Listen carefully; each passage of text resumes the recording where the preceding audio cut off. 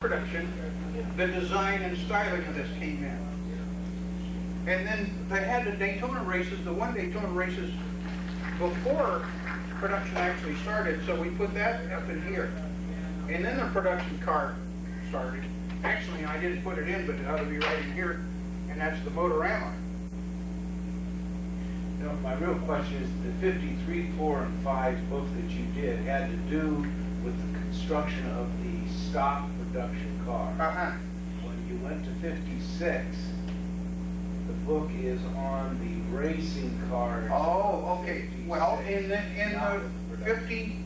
53, there was no racing went on. 54 and 55, there were only feeble attempts, and there was really no racing went on. So I'm trying to cover everything that happened during the production of the 56, and so that not only took place as a 56, but it took into the racing events and how that shaped the car and the influence of the car and the way the car was perceived to the public. The racing is very important in bringing out the Corvette and showing how it developed. Because in 55 was a really bleak year. It almost canceled it, and then 56, all these racing things made by Mr. Duntoff, mainly, brought out the Corvette in the public's eye and made people aware of it so that the sales started climbing in, so it wasn't dropped. So the racing is part of the history of it, affected the whole perception and the whole sales of the Corvette, and people started getting its own personality and growing from there. So racing is a very important part of it as it goes along. Is that clear? Okay. Just one question. You're talking about the 55. I read an article the other day in a Corvette magazine. In 1955, they sold 800 Corvettes. They sold 16,000 T-Birds. At that time, Chevrolet was thinking it's dropping it. Yeah. I covered that in my 54 to 55 book pretty well, but that's the facts. Yeah. T-Bird had all the conveniences, manual transmission. Roll-up windows. Beg pardon? Roll-up windows. Roll-up windows. Roll-up windows, power windows. Oh my goodness! What luxury! It's the racing it saved it. That's what brought it back in. Well, it brought people's attention to it, and it started turning into a real performance car. And then 56 was the real turnaround year. If it hadn't been for Duntoff and his pushing to get things done, it would have, I think it would have just gone down. But I got a copy of his letter and put it in there. He really challenged to go ahead. Any other questions? Okay. Then we'll go ahead with the slideshow. What's green and fuzzy, and if it falls out of a tree, it could hurt you or kill you? Come on, nobody knows? A pool table. See? It's obvious, isn't it?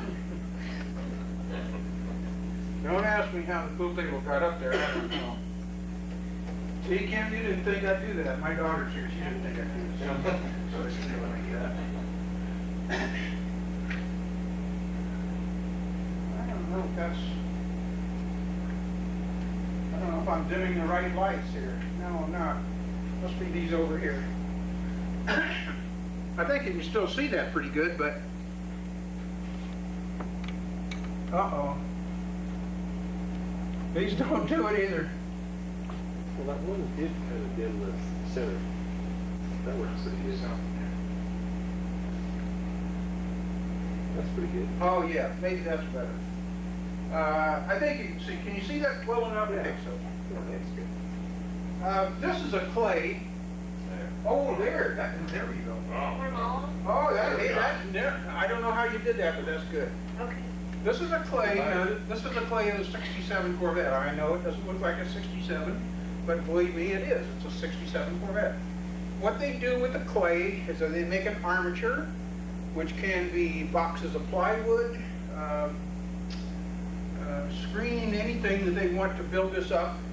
And these cars usually have jacks under them because they weigh, what, 4,000 pounds, Dave? Oh, easily.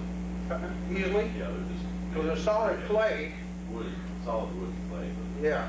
It's the wood part's called an armature. If you ever set up a flower arrangement and use a wire basis for it, that's also an armature. That holds the flowers in base in position. So this is a model of the clay. And General Motors back in those days made several things, including the locomotives and Frigidaire refrigerators. And I can't think of anything less exciting than designing refrigerators. And all they would do is take a piece of plywood. I've seen a lot of these pictures, and you probably have too, of them clay models of refrigerators. They didn't bother doing the back part of the refrigerator, just the door. And I can't think of it. I don't know how much enthusiasm you have for making a refrigerator door, but they make a refrigerator door, and I guess you could round the corner a little bit here or there, or make a little bulge here, but it didn't take very much thing. But this is a clay. There's a Corvair in the background.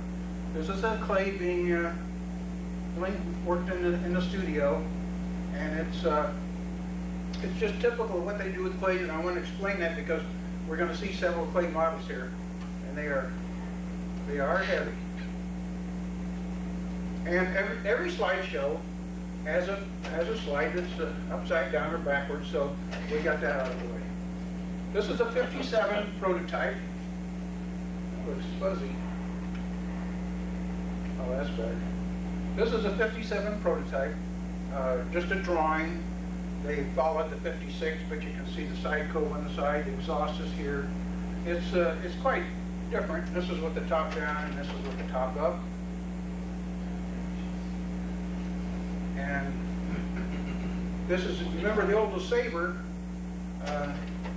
The front end looks a lot like the LeSabre. I'm really grateful that Harley Girl didn't go ahead with that one. Here's another version of it, a little different size. Looks more like the rear fin looks more like a Studebaker Hawk to me than anything. But that's what they were doing in 55 for that. Now this is another prototype. This is a 60, and it's, I don't know, they end up in 67, and you can just see all kinds of differences here. And these shots here, it looks like a 61 and on rear end, and the front end doesn't look like, I don't know. But the way you know it's a 60 is right in the grill. It says 1960. And then they had all kinds of drawings. This is a little tabletop, I don't mean drawing, I mean this is a tabletop clay, and it's a rear engine car, and it's just a design study. And What happened to these cars then after that? They just destroy them? Well, this is just clay over an armature. So they scrape the clay off, and it goes through a reprocessing machine, and it goes on the next thing. These cars are just temporary, just for study. And sometimes, I should mention the clown suit. Sometimes one side is different from the other. They only have to build one car with two different sides. This car happens to be the same on both sides. But this is just clay. You can't see through the windows. It's just clay, and it's only, 14 inches long. Who makes the plan when we say on what's going to go, what stage one goes? There's a series of meetings, and each step that they go through. Is that right, Dave? At each Well, I would step say it gets back then, approved. It was Harley Earl. Mainly it's Harley Euro. Yeah, before he retired, it was Harley, and then it was Bill Mitchell. That's Dave McClellan talking. If he doesn't know, nobody was there. But then these things just get the stuff scraped off of them, and the clay gets used on something else. Yeah, Mitchell didn't like it, he'd kick it with his foot. Oh, is that right? Right, just kick it to pieces. It was very, That was Mitchell. that was Mitchell, yeah. Now this is, at the end of 56, they turned out some cars, and this is the SR2 that's out there today. It has a high fin, it has number 8 on it right now, but that's the SR2. This is Bob Comerford, and this is Claire McKeegan. Yeah, and I don't know who the other guys are, but this is the day it came out of the It came out of the factory. And then as they planned on building an SS and 56 for racing, and this was the design size, but they didn't do that at all. Instead, they went to this Corvette mule, and this is a real mule. I've never seen any other picture of this car. Have you ever seen this one, Dave? Okay, this is the white Corvette SS mule. This is a test car. You can see the rear suspension. Up here you can see a Corvette steering wheel, some gauges sticking up there, and there's a Corvette speedometer. Look at the side pipe, first side pipe car. Pretty crude. I can't see what the engine is, but there's a radiator, and it obviously drove, but boy, that's about, did you ever see a test mule that crude? Well, I think what you're looking at there, and just as it's the first time I've seen it. Yeah. I think you're looking at a mock-up where they had all the pieces in place, because they still didn't have all the structure there. No, he's putting it together. Yeah. He's putting it together to test this rear end that's got the inboard brakes. So I think this was a test car, and of course this chassis ended up under the Stingray. Where did the body work? It looks like from used cardboard boxes or something. It is, after all, it's just a test wheel. I'm gonna guess that was there was a mule that went to Sebring, but that basically Oh yeah, this is I've got pictures of that. Yeah, that But this is that chassis. multi-tube frame. Yeah, this is that chassis. Yeah, this doesn't have a frame yet. Uh, So this may have been a suspension mule. I'll buy that. Oh, maybe it is just a suspension. Oh, that's true. That's what it is. It's just a built-up, goofy frame. There it is. Yeah, 'cause it's And they got the rear suspension stuck on it for testing the rear suspension. end? It's got some kind of goofy frame under it. Sure it is. Is You're that right. an I didn't Alvarez? see that. You see the axle in there? Quick change. With a quick change? This two. Oh yeah, right back there. Quick Yeah, change. Probably a Halbrand. Yeah, they had those on the SS Yeah. cars. And Yeah, then- but what would be the reason for doing that crude of a body? Well, it's just to test this rear end. It's completely untested. So they probably didn't. They probably drove around, but not at very fast speeds, I would think. But it's hard for me to imagine anything more crude than that. And then we come to the actual mule itself, and like Dave pointed out, I didn't realize that didn't have this chassis in there, but this is the mule chassis that's similar to the SS, and this shows them building it up. And here's the engine that's going to go in it here. Now this is the wood buck for the body for the mule. They only made one body. It was fiberglass, so they made their clay, and they made the wood mock-up, and they made one body off of there.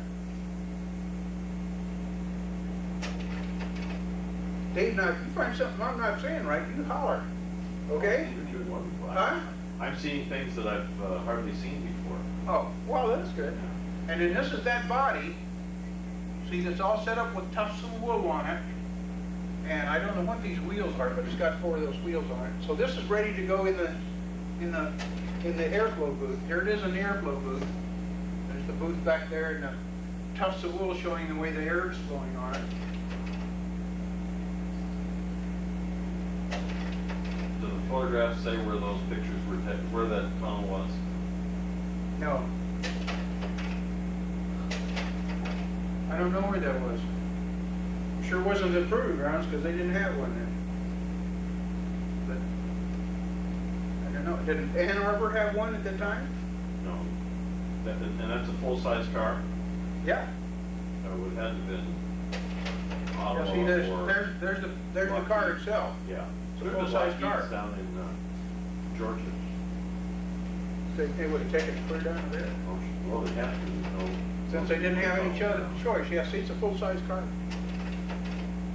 Okay, here they are putting this is the mule chassis. This is not the Corvette SS. This is an SS mule chassis. And that's just a base engine in there. And I even took a little closer picture. You can see it's got a 4-barrel carburetor on it. Now as we start looking, the body starts together. Look at this. Talk about a mule. Plywood. Plywood all over it. 4-barrel carburetor. Really a rough car. another shot of it. Plywood. Why wouldn't they have run stock exhaust manifolds? It was a suspension test car. They didn't care. Is that about it, Dave? It wasn't necessary. This put out enough horsepower to get around the corners, and it was a test car, and they wanted something that ran smooth. Enough horsepower, 230 horse, 57. I suppose it was a 57, just a stock engine. Is that the engine that was used to test the wheel at Sebring? No. Oh, okay. Here's that, the looking back from the rear towards that rear end in the car, and this is again the mule, because the gas tank's setting up right behind the driver, and the gas tank in the SS was quite different. Now here's that mule with the fiberglass body on it, and the chassis, and the single four-barrel carburetor, and got a crew working on it, and I've got some paperwork here recently that says they, because they were afraid of the car getting damaged, it said they'd just paint it in white lacquer. So they just painted it in white lacquer. And it was a test mule. Look at it. It looks rough. This is not a show car. Yeah, you still see the same style muffler that was on that first mock-up. Yeah, you can. Yeah. It's a real side exhaust. It's Lister, hollow Lister too. You recognize that one, Rich? This is from Frank Burrell. Now, is that him? Where's he at? But he was the guy on the mechanic, that master mechanic. See, it's on tiny tires yet, too. He what? See the left front tire? Look underneath. Oh. Very front tire. Wow. Well, look at all the 57 Chevys back here. Yeah. So, stop there for a minute. Since we're just chatting here. There's a big hole in the hood now. Yeah. Yeah, and look at the cutout, and Yeah, look at the start to scoop, do some and development work. I mean, they've just done all kinds of goofy stuff to it. Oh yeah, it was a test car. It just What's that car behind? Is that a Ford Mercury behind in the back. it? What's that doing there? It's a Mercury. Yeah, Is that a back there. Or a Ford? The car actually looks small when you see pictures of it out on the track. It's like a Disneyland car. Yeah, really. With 2 people in it. And then in comparison to a 56 now, this car was compared to this car several times, and it said that this was a modified 56, but actually all it has is wire wheels, and I can't see anything Let's go back modified. to the prior picture, please. What's that? Let's go back to the prior picture. Sure.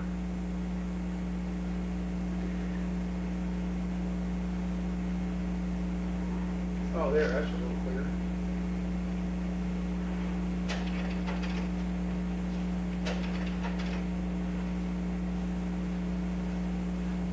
From this angle like this it is, but it looks a lot smaller from this angle I'm looking at it from. Now this is a body mock-up, as I understand. The chassis dimensions are fed into this, and there's the engine, and we're getting ready to make that magnesium body for the real SS. So you see these little wooden things, they represent the size of the tires, wheels and tires, and this is the body shell. Is that right, Dave? That be a body mock-up? Yeah. Yeah. Some interesting, let me stop you for just a second. I'll share some things that I know from talking Okay. to Zora about it. The wheelbase in the SS was quite a bit shorter. You see how the engine is all behind the front wheel center line. Yeah. The driver's feet were actually up beside the engine. And if you remember on the first mock-up or that first test wheel we saw, they just had a conventional exhaust and then a pipe going out to the side. Yeah. On the final SS, they had that long pipe tuned exhaust. Those big that went old up crazy and headers, over yeah. The pedal box, and then down the outboard side of it, and then collected and went back, and that was incredibly hot.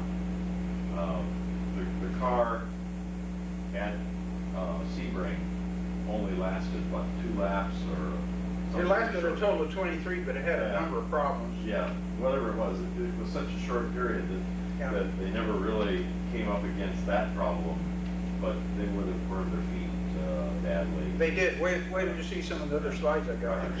They had a real problem. They wanted to find out how they could, this SS was gonna run at Sebring, which was 12 hours, so it had to run into the night. So they came up with this light concoction. He's over in this corner, he's over in this corner. This pair here, see, those are a pair. And then this pair here, and then this pair here. So there were 3 pairs across the front, and these corner lights.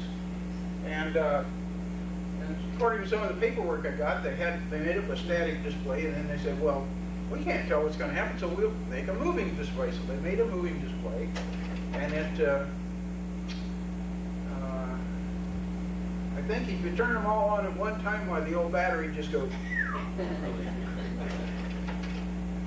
But there's the way it looked. Now they went through all of this, and they ended up using these little corner lights. And then they wanted to get it to Sebring. They weren't good enough. They just took them out and put in a couple CO beams. After all this work, they just did away with it. Now this, as far as I can tell, is a seating buck. We're going to see another view of it, but here's where the pedals would go and the way the gauges would go and the general outline of the car. Here's another view of it. And they were trying to figure out just how the seating went. And even after they did this, they changed the design several times. And here's the clay of the SS, where these corner lights were supposed to go in here, and they make a template, and it sets at certain places along the side to make sure the sides are symmetrical.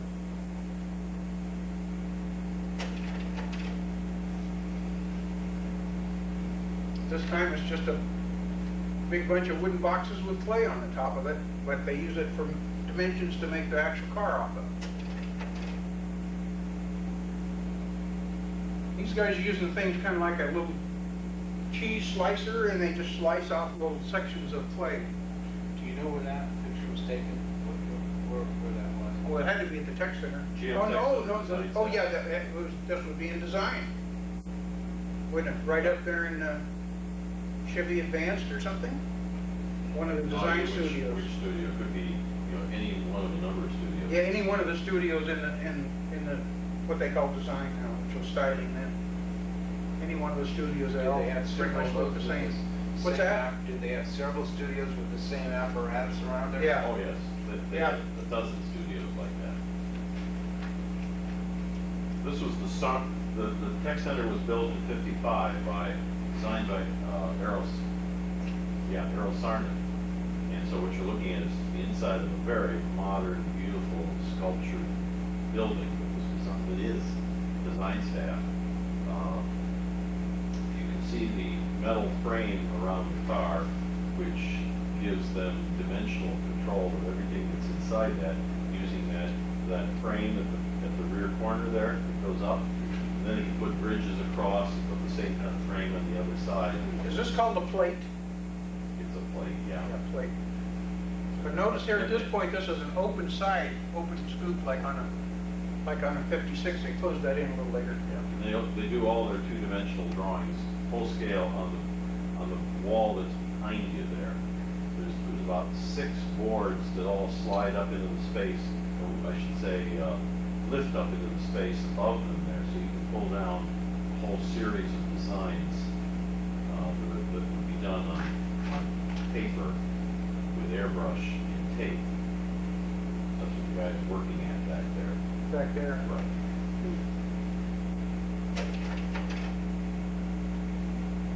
Now see, this one's covered in a little bit in the front.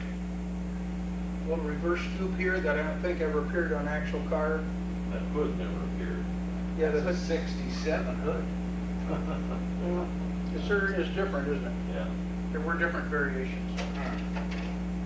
Now, this is the actual magnesium body that they were going to put on there. We got other pictures of it coming, but this is the picture from the front. I got this from Chuck Jordan. That's the actual magnesium body unpainted. And this is them starting to put the car together, the SS body together. Here we go. They had the rear view mirror very stylish in here, but as soon as they got to the racetrack, they stuck another one on it because all they could see from that was the back of the seats.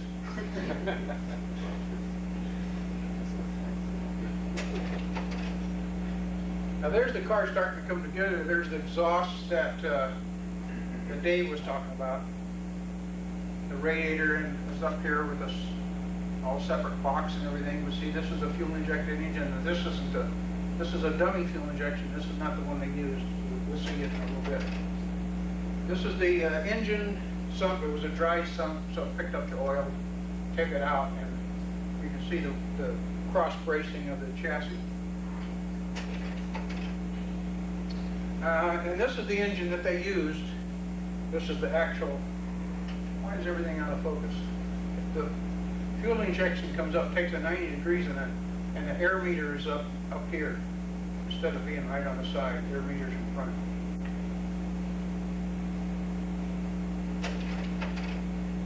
Here's the car. Is just nearing finishing. It's already got the big round things on it without the numbers on it, but it's getting finished now. And here it is as some kind of show, and I never could figure out just exactly where they were showing it or what, but there it is, everybody looking at it. What does it say on that tent? Stevenson. The what? That's the guys that rented the tent. I don't know what that is. Good try. But here's Sure that John. wasn't See that far. Sebring where they were Yeah, doing no. the inspection. Am I sure what? Sure that wouldn't be Sebring where they did the inspection of the car prior to the race? No, it doesn't have it had the round painted things on it before it left. This was before or after, and I can't determine just when, but it's on display somewhere.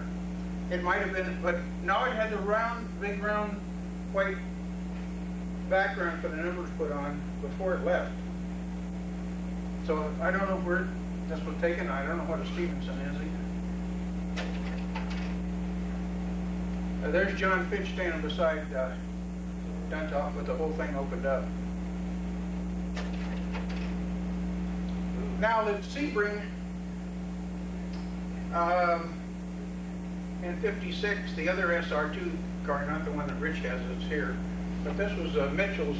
This one was built for Mitchell, and Mitchell, being a flamboyant gentleman, had aircraft stripes on there. He had a skirt, had a lift-off top, and this car did, as I recall, 152 miles an hour there at Sebring, but this is the only picture I've ever seen of it being unloaded from You sure that was Sebring and not Daytona? I'm sorry, this was Daytona. Did I say Sebring? Yeah. Yeah, this tail fin sells as Daytona, not Sebring. Sebring was repainted red and white, and it didn't have this at all. You're right. Are there fender scoops in that car or not? Huh? Are the fender, no, that's the hood release, fender scoops. There's no fender scoops in that car. Scoops? Yeah. No. No, there's no scoops showing in there. And there's the car running at Daytona. Because it's got the stripes on it. I got pictures of it running later. Now this is Sebring. And this is the mule. And the mule was getting tired looking. It has no grill teeth. It needs to go to the dentist, and it has a black wall here. The tire, it's a mess. But it has no headrest here, just the outer framework. So if you see close-up pictures, you can tell the mule from that. Oh, and it says something else that has P on it. Let's mention it was a practice car. Here it is in the pits at Sebring. You see the gas tank. Remember we looked before down in here, and we could see the rear end. There's a gas tank sitting right there. P for practice, no headrest. Well, apparently that means Duntop in, so Duntop was out driving it. He came in. And here is the Piero Tafuri. I can never get his name right. The No, that's French- Fangio. What? That's Juan Fangio. Is it? Yes. Is that Juan Fangio? Oh, but he told them how wonderful the cars were. Oh, I thought that was I had a thing that told him that was the other guy. Okay. No. it's under. Well, see, look at all the additions, the windscreen and the hole for air and all the stuff that this old car was in, boy, I didn't know that on Fangio, and that's the reason for all the pictures, and he's taking it out for test. Little test Well, ride. hold it for a second, see Duntop. Yeah. On the right off, on the right, On the the right right. car. This bench next to him is not. Fitch is next to him, oh, right, is that Fitch? I don't know, no, maybe not. Hard to tell. John Fitch is still alive. Yeah, heard he was. Yeah, he's in pretty good shape. Huh. Now, this is the engine in the mule that they ran later on. You can still see the pieces of plywood in, but now this is I don't know whether it's a different engine or whether they added fuel injection to it, but it certainly is different from the engine that they had in there, and it has headers on it now. So it's still a very rough car. They didn't have room for the generator, so they just turned around backwards. So it's a... Is that a pop-off top fuel injection? No, it is not. Smart Ollie. There's more shots of it. You can see it. This is not the... now, is this the Frenchman there? That's Taruffi, Yeah, Taruffi, okay. Italian. Is that what he was, Italian? Right. Oh, I sent him to another country. Yeah. But see, this doesn't have a headrest, so this is the mule, and it's got this on here, fuel injection. Now it's got headers instead of stock exhaust manifolds. So you see when it ran, the Sebring had a whole different power plant in it. He was no young man at that time, was he? No. And now is that Fangio? Moss, Huh? Sterling Moss. That's Sterling Moss. Oh, and then that's when he jumped out of the car and he was congratulating Duntop on how well the car handled. Huh? Must have been. Yeah. And that's Fitch behind, right behind you. Oh yeah, right there. Well, you can see how rough this car is. Look at the stuff they got holding it together. Yeah, what happened to the front fender? The gas Is it tank wrecked? just hanging Yeah, out in the Looks breeze. like he just crashed it, yeah. The what? Looks like, You're looking at the building. That's when I first brought it in. The what?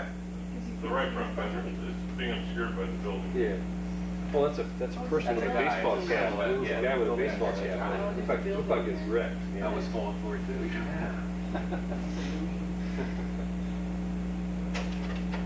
But if they'd have only run that car, If what? I say if they had only run that car. Yeah. instead of- Well, it had the same suspension as the other one. I wonder if they'd had the same problem. No, it was all well, I mean, it had gone through quite a bit of testing. Yeah, maybe it would have been better Probably would have been fine. if it didn't fall apart first time.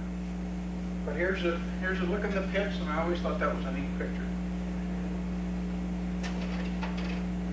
And that's the SR2 that they ran at Sebring, the same car with the stripes on the tail fin.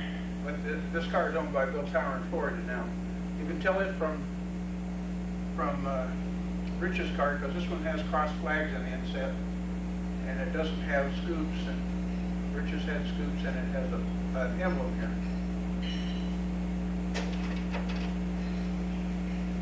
Another shot in the pits. I ran 2 fuel injection air cleaners together.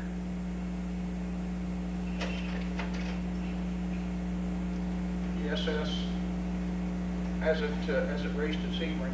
What size fuel tanks were those production cars, you know? No, I don't. But see, they've got a filler over here, Yeah, that's what. so that means the gas tank is in the middle part. But I suspect it's Would they have I put expect that it's 20 or filler there 24. for refueling, or would they have put it there for a bigger tank? Do we know? say that again. Did they put the filler tank on the right-hand side because it's close to the pit wall?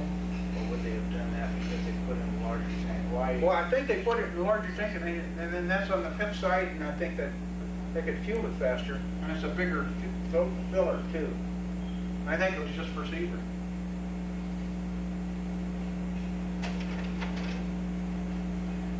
That's Fitch, huh? And the SS. I don't see the mirror that they said they added to it. I don't know who these people are.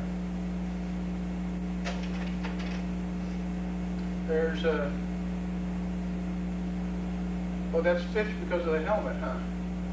And everybody's taking a picture. The bubble top was a requirement, and a lot of the press at the time made fun of the car because it had this silly bubble top on it. But it had the way the rules were, they couldn't figure out whether they were supposed to have one or not, so they supplied one with it. It was never intended to race with it, and it didn't. But they felt they had to make a top, so they made that one-piece bubble top. And there's the car as it ran at Sebring. And I'd like to point out this little scoop on the side here. This goes back to what Dave was talking about, the heating. Now this car had several problems at Sebring. One of them, the first one was the brakes. They put new metallic brakes in it and didn't break them in, didn't try to get them smooth. And metallic brakes, as they heat up, when they're hot, they stop good. When they don't, they lock up, they pull from one side to another. So the first few laps was pretty hard on this car because they didn't know when they'd have brakes, which way they'd swerve, what they'd do, until the brakes got heated up and broke in a little bit, then they were all right. The car overheated.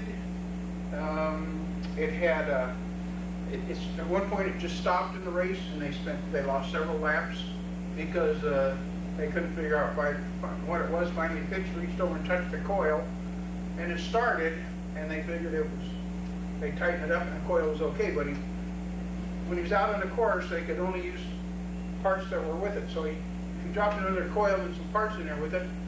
He ran a little bit, and the car stopped. So he put another coil in it, and it ran. It was a bad coil, so they ran the rest of the race with that coil in it. It was okay after that. But that was just a number of things that did it. And this is the upside down slide that you saw at the beginning. So this is the SS Fitch and Duntop, and this is the SR2 that Bill Tower has now. The only two high-fin SR2s is the one that Rich has that's out here, and this one. And this was a start, and they started it by displacement. Engine displacement. And this is another view of the start of the race.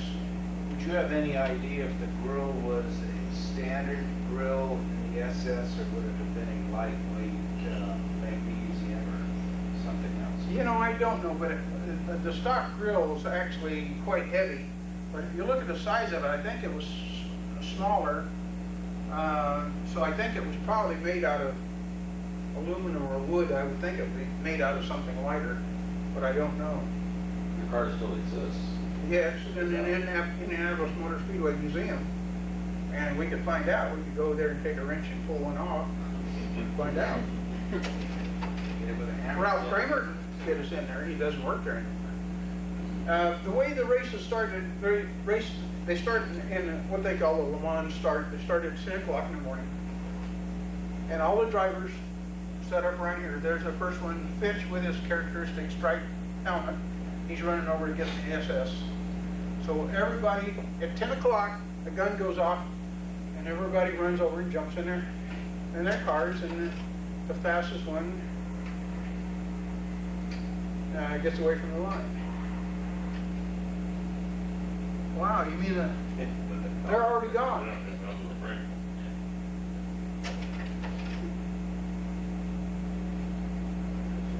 Well, something's wrong there. Yeah. You know what it is? That's a 62. I got that slipped in there and put, forget that one. Let's go back to this one. The SS one, I gotta take that one out there. Here we are getting going at the start. That's another one I didn't take out. Forget that one too. So here's the SS and a, what is that, a Maserati? Maserati. At the start. And then here they are as they ran around. I just got a bunch of different pictures of them as they ran around the track. And of course that was at Sebring Airport, so they were running amongst the warehouses and aircraft and everything else. It was Looks like a Porsche to me.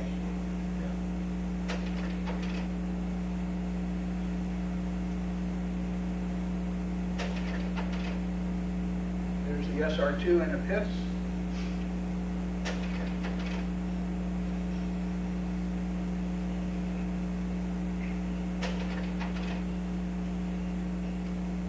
Now, the gas tank filler was in the fin, and I can just think of the guy that had to put gas in it.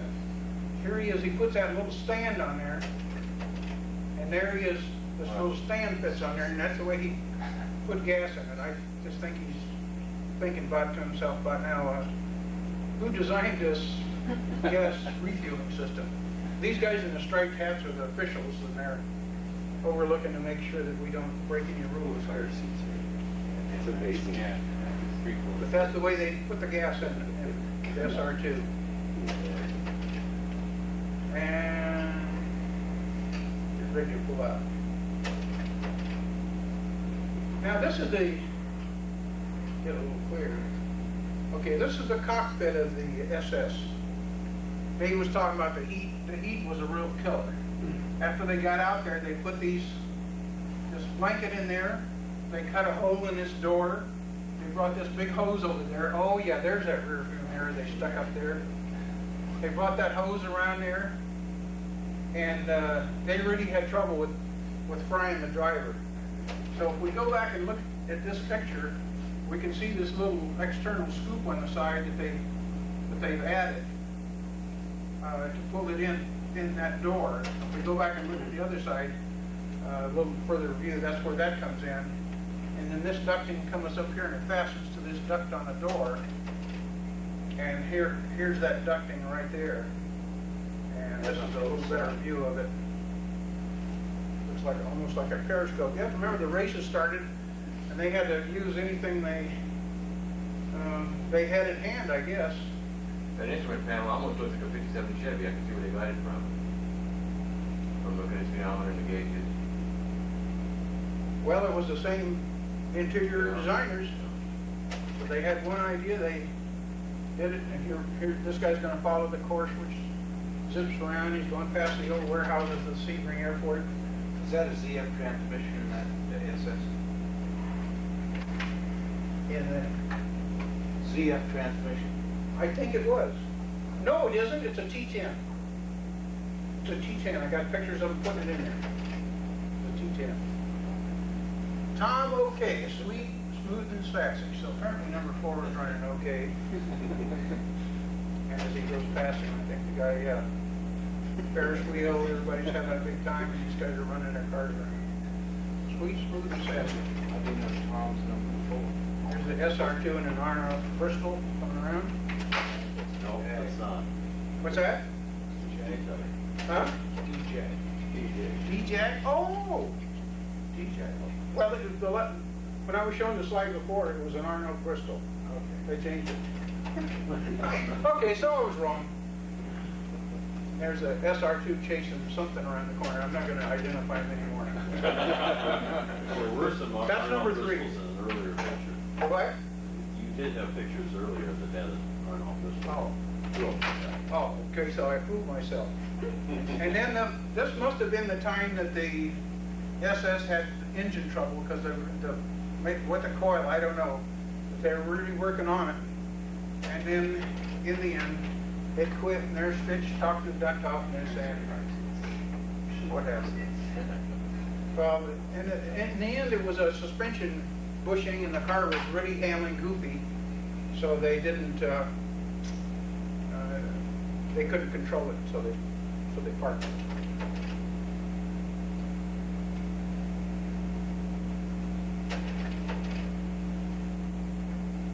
Just general shots in the pits, and just shots of them working in the pits. The Sebring, changing tires the modern way there. Air wrench. What air wrench?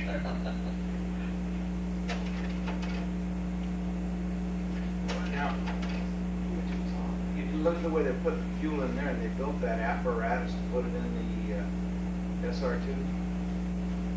well, the SR2's tank was in the fin, and this was over here, so all they needed was a can that just dumped a gravity flow right into it as fast as it could, I guess. The filler is the same in SR2. Used to have- Is it? Yeah. It's just surprising. Well, nobody can tell the filler in his SR2, it's all covered up.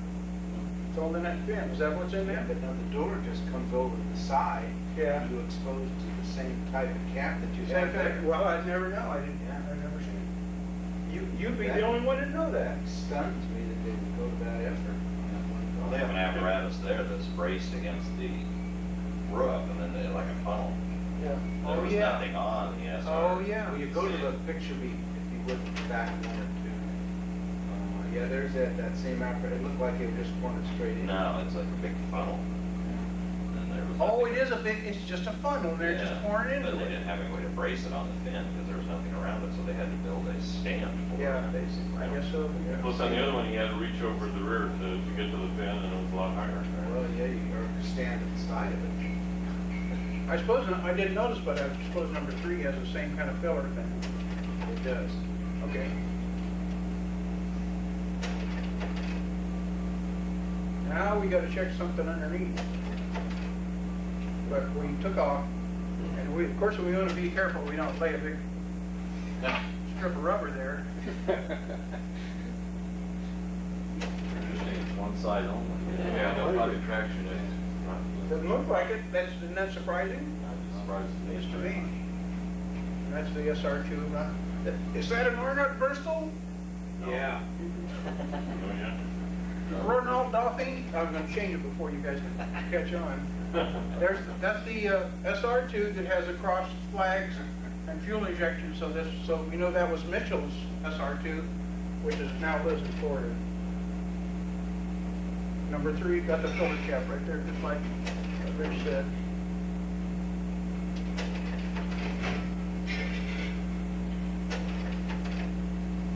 And the SR2 finished the race, 10 o'clock at night. So now we're congratulating everybody. Is that Dick Thompson there? I don't know. So I don't know who the people are there. Pete Lovely was one of the drivers. Oh, I remember the name, Pete Lovely. That might have been him. But this is under his look at the SR2. He still races today. He still races today? He races today. He's out of Washington State. After all this is through, they cleaned up the car, so the headlights could see through there, everything all straightened out, everything nice, and all the scoops going off the side, and then August 30th through September 8th, they headed to the State Fair in Detroit. So they cleaned up the old car to show it around a little bit. A little bit now. And there's Rich's SR2, and you suppose this was 58? No, that would have been in 1960. That's Bud Gates driving. That's what? Bud Gates. But is that Jeffers? No, but Bud Gates. Oh, Bud Gates. Jeffers didn't wear that kind of helmet. He told me that at car lot. And also, that car was purple at that time. Yeah, it was purple. Had the red, white, blue underneath the Corvette emblem on the fin. That's Bud Gates.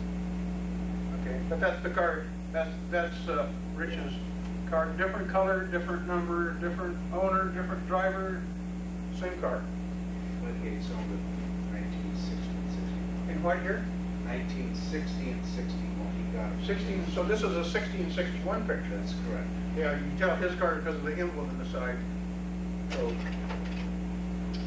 then the SS sat around after the AMA ban.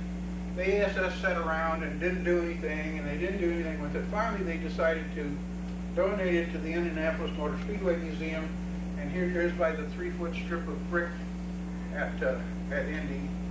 I don't seem to be able to get it better focused. But it needs to go back to the dentist. It had problems with its growth teeth. But there's the car the way it was presented to the Indianapolis Motor Speedway Museum. There was another SS, and if you can read that, it says Corvette Super Sport. This was a modified stock car. It had reflective metal panels in here, and the interior was all different. The bulbous headlights, but it's quite different. I'm getting information on this car But this was a Corvette SS, and it was in 57, and it was the show car that went around, and so there's some, at least a little confusion about what the Corvette SS was. And there were actually three: the Mule, the SS that raced, and then this is also a Corvette SS. I don't know why they chose to do that, but they Where's that car now? confused me. It's in New York State? New York State, huh? Right? Yes, when you say SS, the 57 SS that raced at Sebring, does that SS stand for Super Sport as well? Yeah. It sure does. Was that picture at the Motorama? Say again? Was that picture taken at the Motorama? This picture wasn't. This is a public picture. So, in fact, they didn't have any Motoramas in 57. There was a series of auto shows, but there were no Motoramas. So this car showed up at the New York show and the Chicago show, and I don't know where else right now. I thought that it only ever appeared at one show. Hey, what? I thought it only ever appeared at one show. No, that's what I thought at the Chicago show, but I Yeah. understand now that it was at New York and Chicago, Okay. and maybe more. Oh. The owner today says 2 shows. Said 2 shows? He also indicated that was a 56 chassis, serial number 56 chassis, and then the tag on the door jamb for trivia is the same serial number, but only it says E57S. Yeah, he hasn't sent me that information yet. But this car does exist. It's being worked on. You could say that. 4,700 miles on the car today. Yeah. But it exists. Why don't you tell them the story about the car hitting the pole? Well, somebody Okay. somebody owned it, and the year after they bought it, must have been in 58, huh? Yeah, 57. It went on an unauthorized drive by some kid, and he drove it into a pole, and I understand smashed up this side, Yes. smashed up that side pretty bad, and it's set for 41 years. Long time, and they're just starting to put it back together now. But it is this car. He hit the telephone pole so hard it pushed the front suspension underneath the clutch and brake pedal. Oh, that must have Inside, been it pretty hit hard. just inside the headlight. yeah. But it's got all this stuff still on it. It didn't do that. So it is that car, no question. In 58, why, we started all kinds of different styles. These little funny grills. And note that these are full-size clays. It takes quite a bit of work to put this stuff together and make a car look like that. 55 wheel covers. And here's a different design that was, I suppose, more like the, I don't know, more like an SS or something. I don't know what they were doing. This is more or less like the production cars turned out, except there's a reverse thing inside there, and the side goes, or hole, there's no fill-in panel. Then we come to an interesting group of cars. This is a Q Corvette. I've been in contact with Bob Reiser, who's one of the main people in this. The Q Corvette, this is a tabletop model. I think that's Claire McKeegan there, isn't it? That model's supposed to be Claire McKeegan? But this is a tabletop model of the Q Corvette, and it was a front-engine transaxle coupe, and I always wondered why they didn't finish it. And Bob told me the thing. Now this is a full-size rendering made by Bob Reiser. It's 11/18/57, made for the 1960 Q Corvette. Front engine, rear transaxle, transmission and rear axle in the rear. From this drawing, they made the full-size car. Now this is a clown suit. See, the different sides are, each side is different from the other, but it's basically the same car. But that's the Q Corvette in on a transfer plate. GM at that time was developing a whole series of transaxle cars. Well, the Q Corvette's the only one I knew about. They had others too? There were others, so I worked on them. Oh, you did? Um, We got the right guy here. the only car that came out of all that, as sort of a derivative, was the Pontiac Tempest with its front engine, then the rope shaft drive line, and the transaxle in the rear. But the Tempest was not part of that grouping, it came later. So the Tempest came out of the same styling group? Well, no, I mean, out of the same, development process. Oh, But there were sedans with, front engine, front tube drivetrains and rear transaxles that we developed. The Q Corvette was just one adaptation of that. Question if I may, how does this so-called Q Corvette differ from the Stingray? From the what? Stingray. Stingray had the transmission. Well, other than, I'm talking about an appearance. You're talking about what? Just the appearance of this car. Well, there was some similarities, there were some, Some similarities, I don't think it looks very much like it. It sure does. well, there was a lot, and the 63 was developed Could you go somewhat back from a this. picture or two? No, I can't, because it's on another slide. But I've got a lot of more pictures of this car. Well, where I'm headed with this, Larry Shinoda was not around in November '57. Bill Mitchell, Well- was he around in November '57? Well, let me interrupt you right here a minute. Dave McClellan might take it.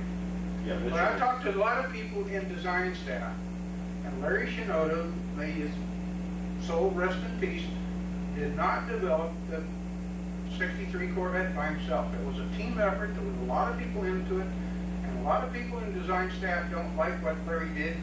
He took credit for a lot of things that he didn't. He was there, but he didn't do it by himself. So it was a team effort, and When did it was really Mitchell's idea. Shinoda just did what Mitchell told him. When did Mitchell come forward? Oh, 59, 60. Well, Mitchell was always there, but he wasn't in head until Earl. Yeah, Earl retired in '58, and then Mitchell took over as vice president. Mitchell was there for a number of years before that. Yeah. I don't know what Mitchell had to do with. That's where I was headed with my question. I think Mitchell was Why wouldn't this be a Harley Earl's? The Stingray. Well, because I Harley think Earl's. Mitchell was more hands-on in that department. Earl was up on a higher level at that time. He was getting Mitchell older at a there? higher level. I thought you said Mitchell came on later. He came on as the vice president. But he was there and working within the design It was group. Mitchell's Mitchell was Harley Earl's right-hand guy for a number of years.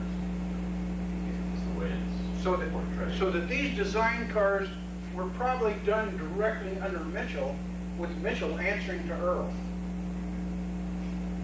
So that Mitchell's influence was here on these cars, Well, you probably more than Earl's. Yeah, think about the Corvette the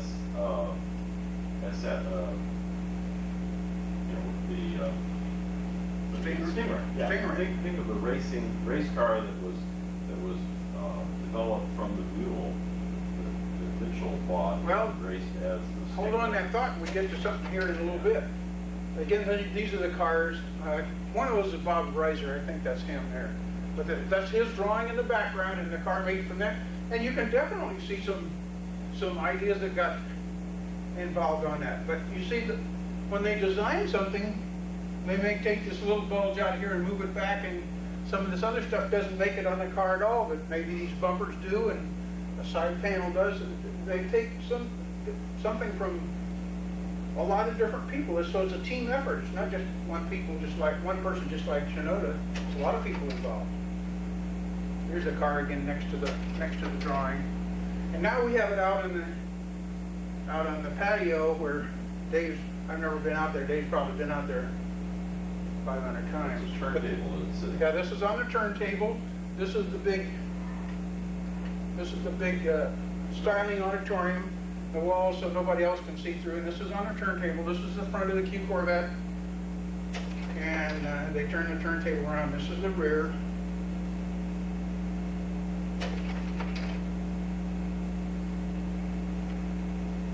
Definite 63 to 67 influence. I didn't realize it was that early. What's that? I I didn't realize it was all that early. Yeah. Now, the way Bob Reiser told me, the reason this car wasn't developed and the reason 58, 59, and 60 Corvettes aren't developed anymore, is that they pulled him off to work on the Corvair. And you only had 4 or 5 guys that worked in the styling studios. So when they pulled him off to work on the Corvair, Corvette didn't get developed anymore. There's a comparison. I think that would have been a spiffy little car.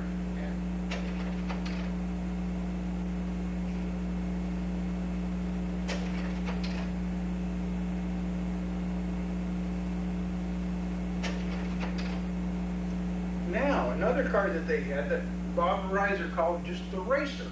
They developed called the Racer, and this is the Stingray, developed the same time, 12-257. They had that, and then in 59, this body was developed by Mitchell and put on the chassis, the mule chassis, which Mitchell had purchased.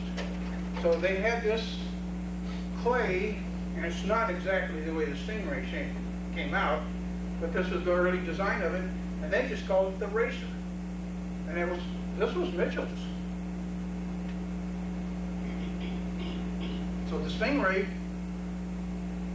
design was based on this, and it's not exactly the same, because I don't think the fenders were this The final accentuated. fenders were a lot more subdued. But, yeah, Yeah, but notice, subdued. Ah, that's the term. notice the high nose. That was one of the characteristic features of that whole. The high nose over here? series. Yeah, well, of course, the sharp edge, and then the stories that, the stories that I have, which are secondhand, talk about Bob McLean having the idea that the cross-section of the car should look like an inverted airfoil, and that would drive it into the ground. Didn't work. You're right, it absolutely didn't work.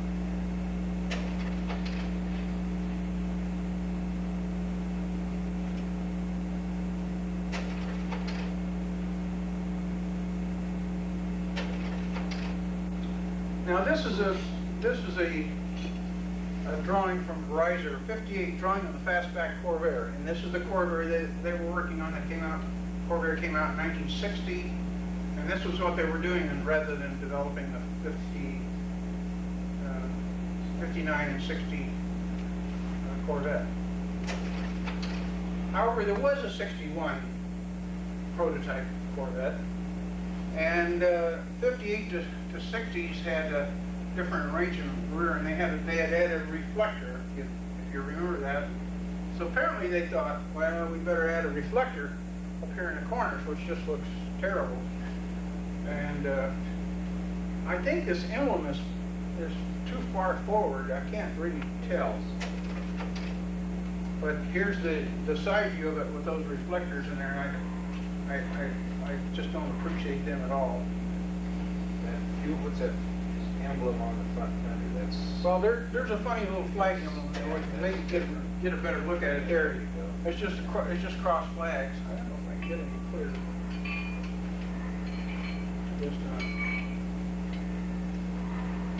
I can get it fuzzier, but I can't get it clearer. But that's the look of it. But the real surprise of the 61 prototype is it still has grill teeth in it, and if you see the word spelled out across the top, no emblem on it, and grill teeth, the two, they just don't jive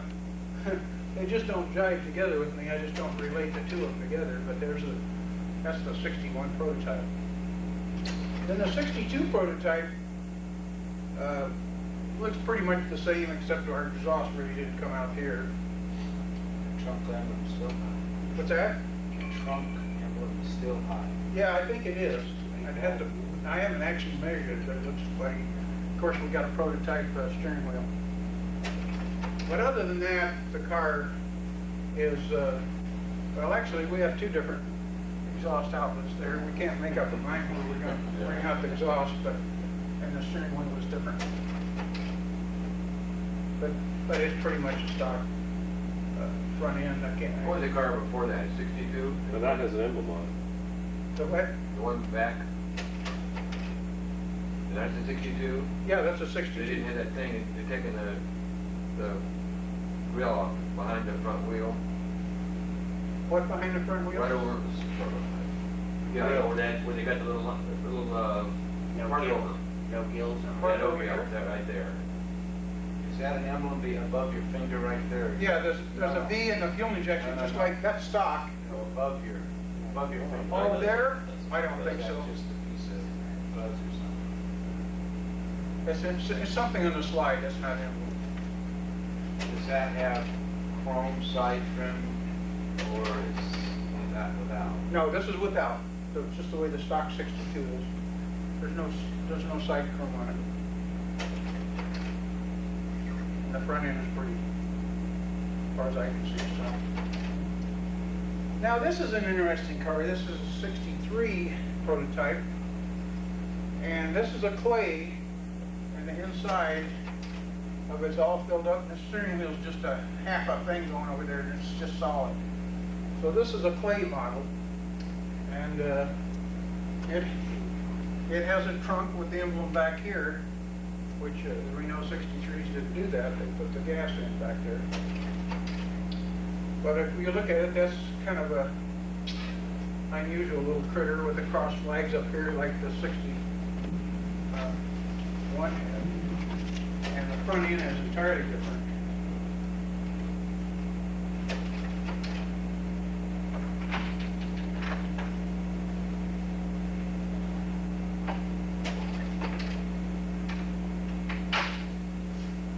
Now, that didn't have the movable headlights yet, right? No, they're fixed headlights.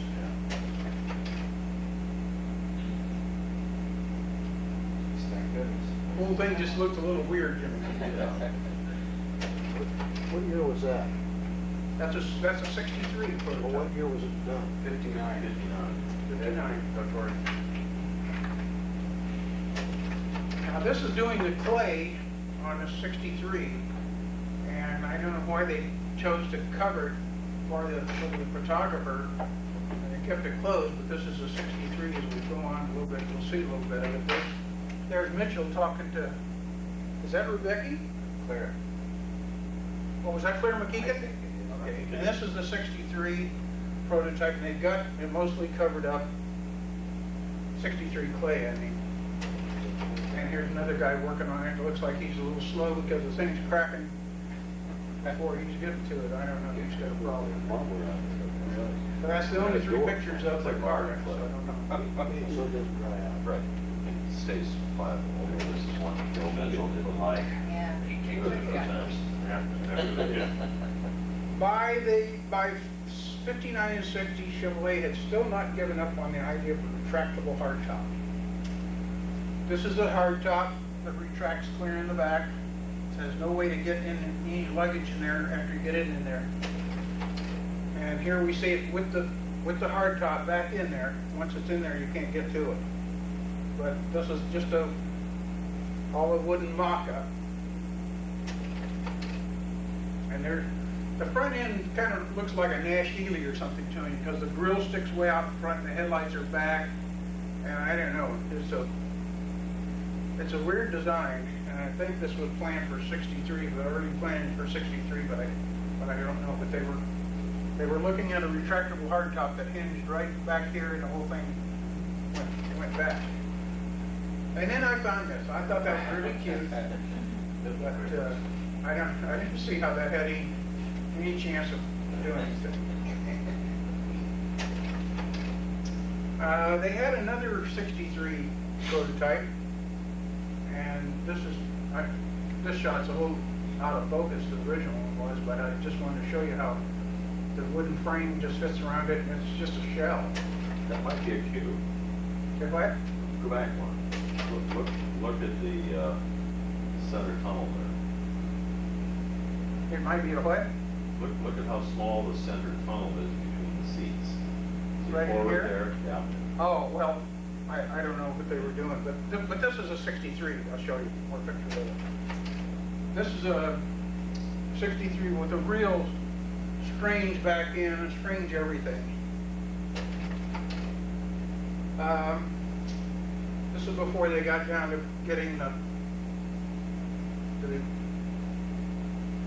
any of the front end working parts together. And so I wonder where the headlights are. There they are. Kind of strange. And this again was a removable hardtop car. Aren't those headlights that are supposed to flip-flop up? I don't know, something like that, They're because on there. the next picture we'll see, they come up. They're up. See, they're up here. But this is a different car with a different retractable hardtop. This one retracts over, and then there's a center section, you know, and I took that picture out. Yeah, it's not here. But there's a center section that lifted up.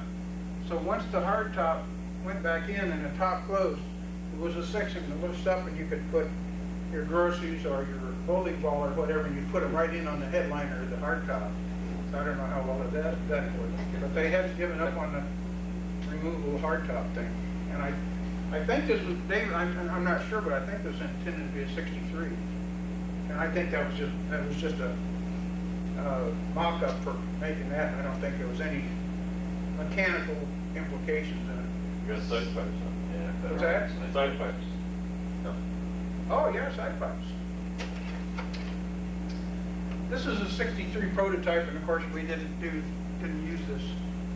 this. We cut off the nose for the hood, so we didn't use that at all. Here's a 63 prototype with an air outlet there, different emblem up here, white. Now, other than that, it's pretty much stock. Except for the rear view mirror. What? Rear view mirror is right in the middle of it. Oh, that's cute. And then the air conditioning, if we were gonna add air conditioning, what would we do? Well, we'd add it like that. Notice this is all wood mock-up, all wood string column, and just cages of some kind stuck in there. The gauges are pretty close. What's that? Gauges are pretty close to 63. Well, they're just mock-ups, so they could be anything. They are fairly close. This is a 64 prototype that has a couple of things over there on the hood. Wait, but it still has the split window. Right. Well, because it's a prototype. So it's a 63 actually, but There's a. it's got this stuff on it, and there's a 64 hubcap. So it's a 64, meant to be a 64 prototype. Then we've already done a 63. What are we doing with the clay of a split window? Well, it's a 4-passenger. So every car they do a full-size clay, and it's amazing the work they go through to produce all these things. For 65, they came out with the race car theme. Made these pictures. 65 is going to be a race car. So they took all these pictures of it, side pipes, external side pipes.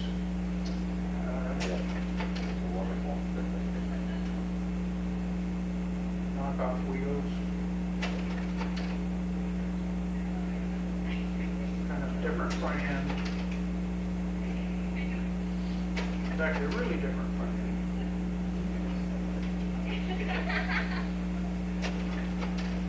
And this big vent up here, nothing in the side color, but a vent up there. And then in the rear, a so-called clown suit, because we had a taillight, looks like more like a 58 Chevy back here, and a separate taillights over there.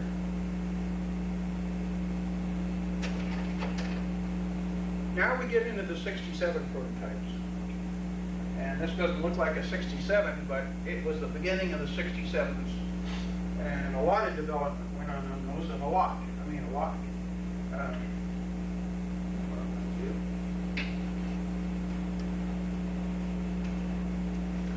Okay, so this is a tabletop version of the 67, and it's obviously front engine. They didn't adopt this. This was an early version. This was a 64, and this front end. Oh no, this isn't the one. But this is just a clay. See, there's hydraulic jacks under the back to hold up the weight of it. Just a big blob of clay.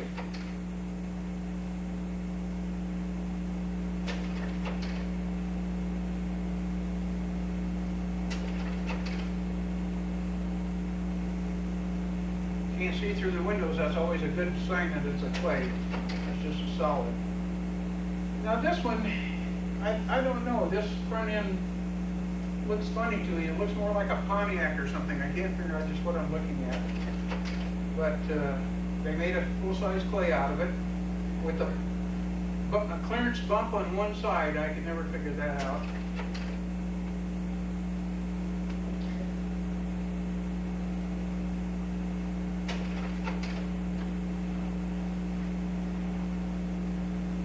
Now, there's all kinds of clays. This is a really crude clay. You can see the jack set in front. They made a lot of clays and looked at a lot of different versions of cars in developing the 67. Look at the back window, it's really different. Can you see all right over there?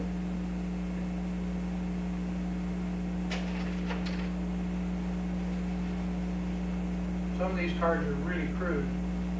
They can take the clay and they can smooth it out, and they can put a vinyl-like stuff over it, smooth it out, and paint it. I've seen clays that you'd swear they were real cars, but they weren't. You can tell that clay is kind of rough. The back window is just all kinds of variations. How many clays do they make in one car? I mean, you're trying to get a model year. Well, they just make one clay per design, but they might make, like in these examples here, they made, they must have made 20 different clays, and I just imagine the work that goes in there. It takes some skilled people several days to put one of those together. Now this is a strange beast. 63 wheel covers, looks more like a 67, with a little lift up room so to help you get in. You mean 68? Yeah.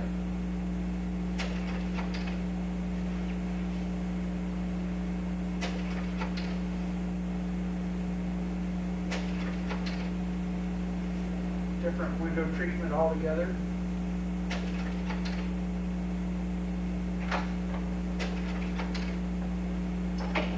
There's a weird rear window treatment. There's a different one there. 3 taillights on each side. Knockoff wheels. Some of these are beginning to look like 68 designs. And see, this is a clown suit that has different parking lights on either corner. They're triangular over here and round over on that right side. This has no parking lights at all. But it's beginning to look like a 68.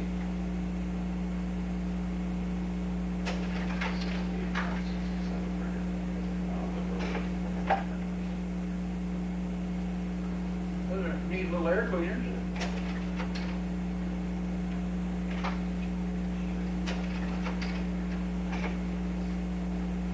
Again, one side is made differently than the other side.